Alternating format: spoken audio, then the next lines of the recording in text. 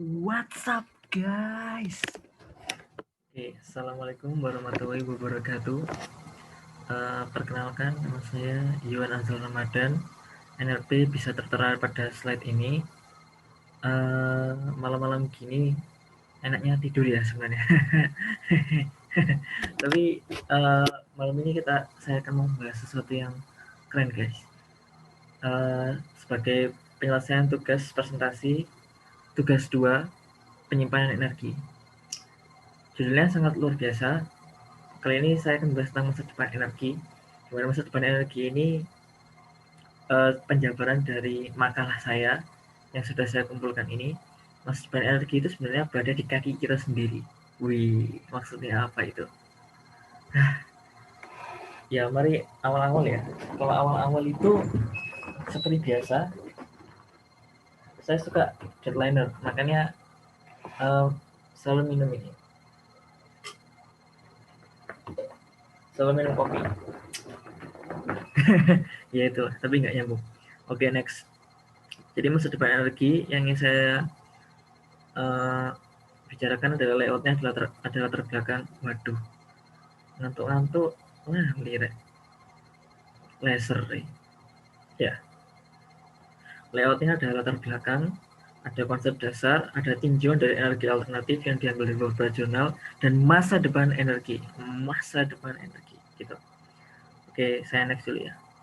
Oke, latar belakangnya itu kita tahu pertumbuhan energi atau demand energi itu semakin tinggi setiap tahunnya. Bisa dilihat dari negara-negara ini, nggak hanya makin tinggi tapi makin bervariasi dari segi kebutuhannya, tetapi tetap gas itu mendominasi, alias sesuatu yang non-renewable. Non-renewable itu artinya tidak dapat diperbaharui. Terutama yang ingin saya garis bawahi, scoop dari yang ingin saya bahas di makalah saya dalam PPT ini adalah semua energi itu berasal dari minyak bumi atau coal untuk pembangkit listriknya. Jadi next. Oke, konsep dasarnya. Penyimpanan energi itu sebenarnya sudah dimulai dari lama guys. Sejauh 1786, bahasa Italia atau Italia Fisikawan menemukan keberadaan bioelectricity. Electricity yang terdapat pada biologi.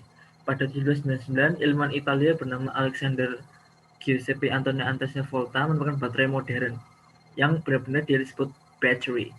Pada 1836, baterai digunakan dalam jaringan komunikasi.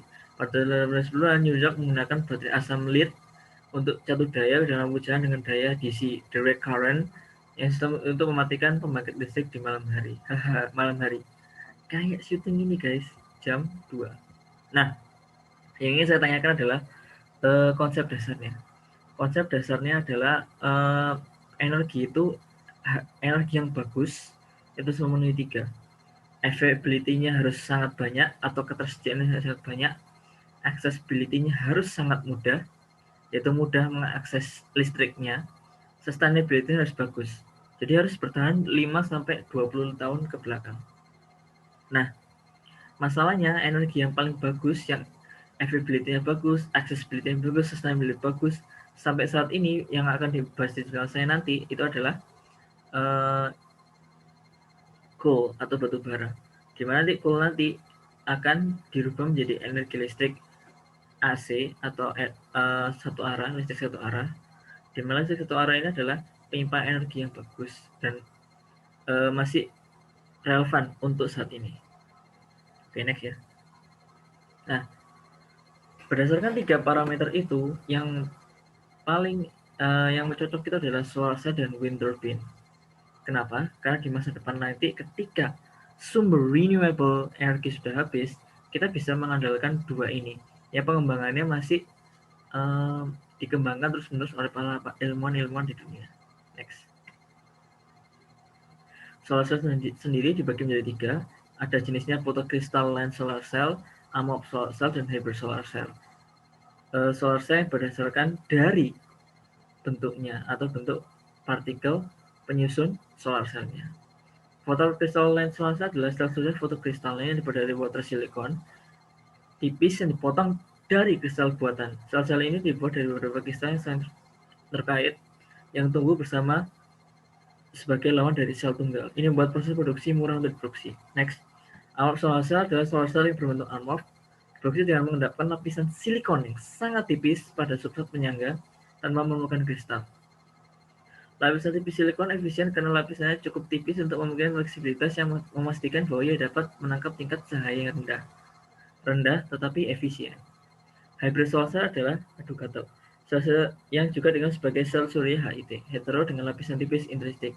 Ada kombinasi sel surya amorf dan monokristalin. Sel surya hybrid cocok untuk kondisi iklim cerah dengan banyak foton cahaya. Selanjutnya saya mau membahas angin, yaitu wind turbine. Di mana keuntungan pengolahan energi angin adalah energi yang dihasilkan angin 100% gratis, sama seperti solar cell. Energi anginnya bersih dan ramah lingkungan.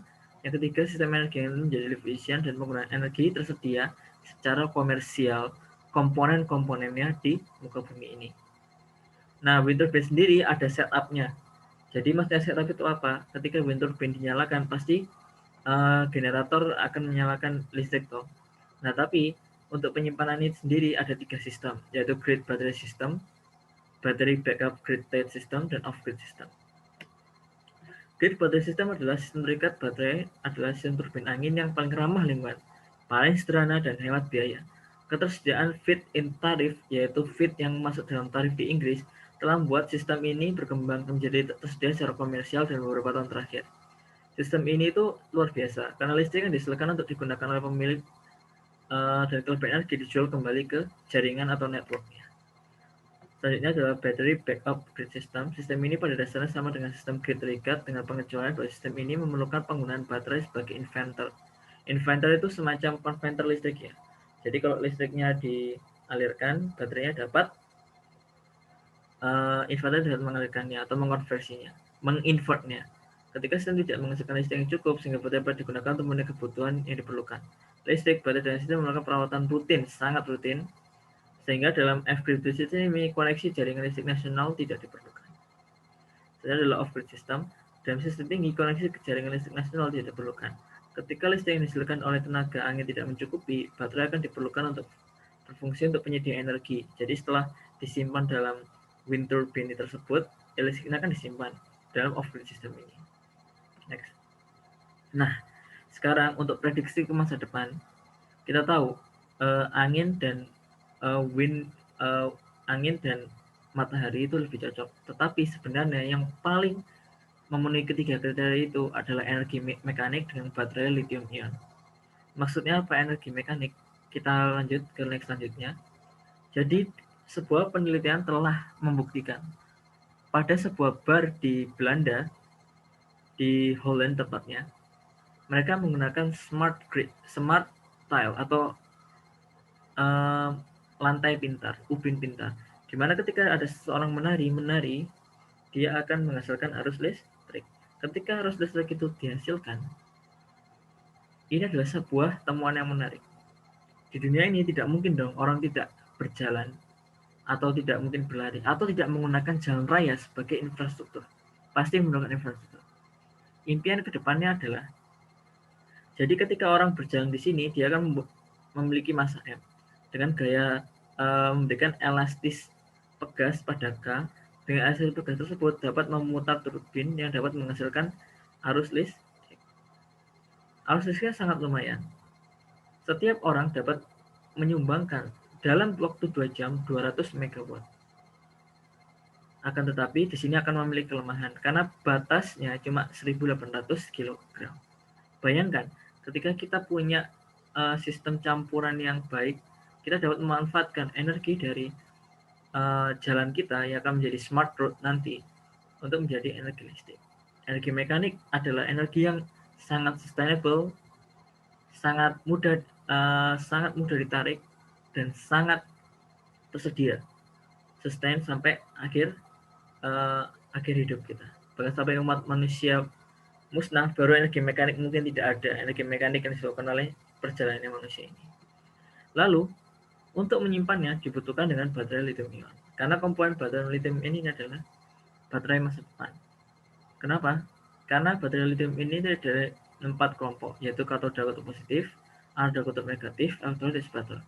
Saat ini baterai lithium ion sudah dikomersialisasikan menggunakan antara LiO CO2 sebagai katoda, grafit sebagai anoda, dan campuran LiPF6, Ec dan Dm, dan emisi sebagai elektrolit dan polipropilен sebagai separatornya.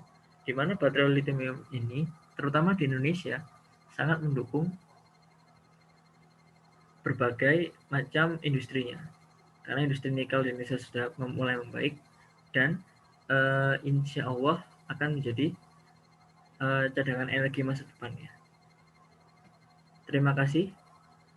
Apabila ada kekurangan, mohon maaf karena saya syuting sekitar jam 2 pagi sehingga jadi ngantuk-ngantuk tersebut. Akhirul kalam. Wassalamualaikum warahmatullahi wabarakatuh. Stop share.